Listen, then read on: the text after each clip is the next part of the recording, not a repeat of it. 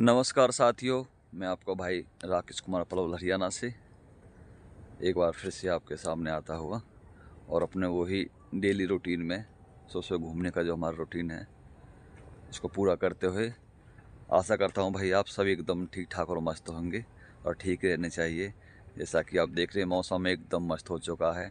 अब कोई जैसे बोलते हैं कोहरा वगैरह कुछ नहीं है, एकदम मौसम साफ़ है और जो सुबह घूमने का मज़ा आज आया है वाकई में बहुत दिनों बाद आया, क्योंकि मौसम एकदम साफ़ है, सर्दी है नहीं बिल्कुल। तो वही अपने घूमने के रूटीन में दिखाता हूँ आपको, जैसे कि हर रोज़ की तरह आपको दिखाता हूँ मैं कहाँ पे आया हूँ। तो देखो भाइयों कितना अच्छा मौसम है, कितना प्यारा नज़ारा है। देखो तो भाइयों ये हमारे यहाँ पे फसल होती हुई पशुओं का चारा जिसे बोलते हैं बरसम, शायद आप सभी लोग जानते होंगे। और ये हमारे सामने जो फूल है ये सरसों का है, इसको शायद आप सभी लोग जानते हैं। तो चारों तरफ हरियाली ही हरियाली और मस्त मौसम है एकदम, आपको दिखाई दे रहा है चारों तरफ कि आज कोहरा नहीं है और सूर्य देवता अपने प्रकट होते हुए। तो देखो भाइयों धीरे धीरे धीरे आगे बढ़ता हुआ मैं अपना उसी के साथ आपको दिखाता हूँ आगे आगे, क्योंकि मौसम आज मस्त है। तो मैं चलो भाई आज इधर साइड में घूमने निकलते हैं, आज सड़क पे नहीं गया मैं, आज खेतों की तरफ चलते हैं।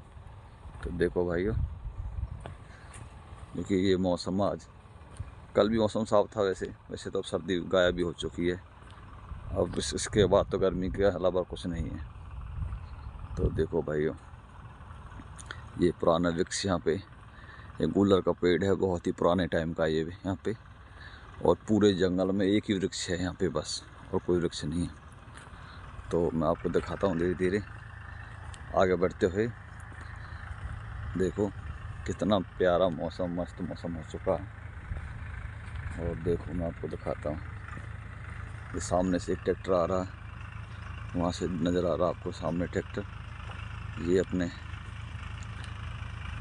किसान है और पास के गांव में शायद ये जा रहा, अपने कटहर पीछे है उसके हिसाब से। देखो भाई मौसम,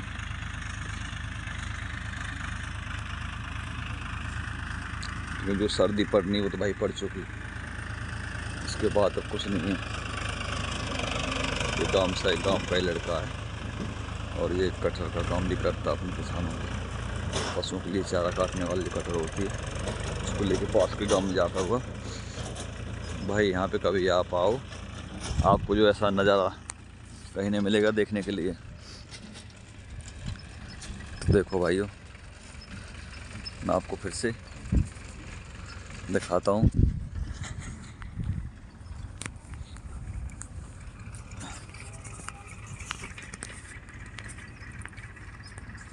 तो भाइयों जो यहाँ पे हम चल रहे हैं बरसात के मौसम में, यहाँ पे हर वर्ष ज़्यादातर हम भी देख रहे हैं बहुत दिनों से, जितने हमारे अपने शुद्ध समारी जन्म लिया तभी से देख रहे हैं कि हमारे यहाँ पे जो टच बॉर्डर है यूपी वाला, तो यमुना नदी भी टच में निकल रही है, वही बॉर्डर मानो यमुना नदी का ही बॉर्डर है पास में, ये समझ लो। तो हर वर्ष बरसात में जैसे पानी का बहुत ही ज़्यादा बाढ़ का जो रुद्र रूप देखने को मिलता है बरसात में मिलता है। यहाँ पे हम चल रहे हैं, यहाँ पे सिर्फ पानी पानी नज़र आएगा आपको, दिखाते हैं कोई बात नहीं। कभी ये बरसात के मौसम में यहाँ पे वीडियो बनाएंगे तो आपको तब दिखाएंगे कि यहाँ बाढ़ का पानी कितना अपने रुद्र रूप में आता है। और उसके बाद फिर किसानों की फसल यहाँ पे नष्ट हो जाती है और उसके बाद सिर्फ एक ही फसल हो पाती है यहाँ पे गेहूँ की। यहाँ पे जिस टाइम हम चल रहे हैं कि यहाँ पे कई किलोमीटर एरिया में सिर्फ पानी पानी रहता है यमुना नदी का। तो भाइयों ये अब तो एक फसल हो रही है हमारे यहाँ पे गेहूँ की, उसके बाद बरसात के मौसम में बाढ़ का पानी यहाँ पे बहुत ही अपने रुद्र रूप में आ जाता है। लगभग एक महीने इसमें पानी भर रहता है, फिर किसानों को बहुत ही मुसीबत का सामना झेलना पड़ता है। तो देखो भाई मौसम तो आपने देख लिया, सूर्य देवता बिल्कुल अपने प्यारे से रूप में निकलते हुए, दर्शन कर लो भाई, जय हो सूर्य देवता।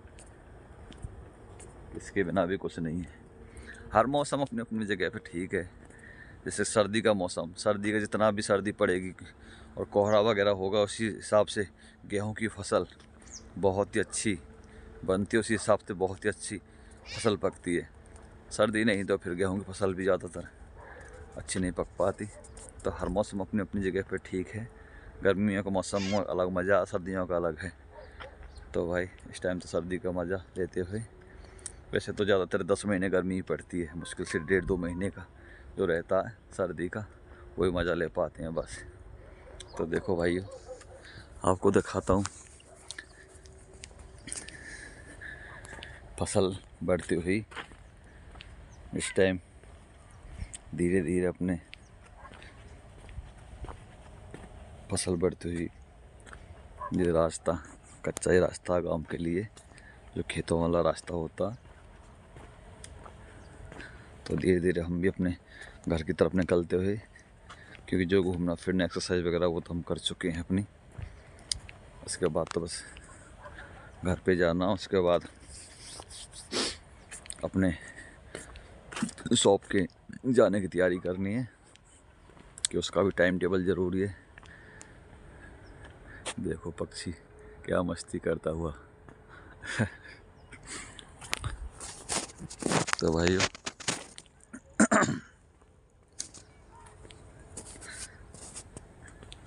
तो अपने घर की तरफ निकलते हुए, कि घर पे जाने के बाद भी नहाना है, उसके बाद कुछ खाना है, उसके बाद फिर घर पे निकल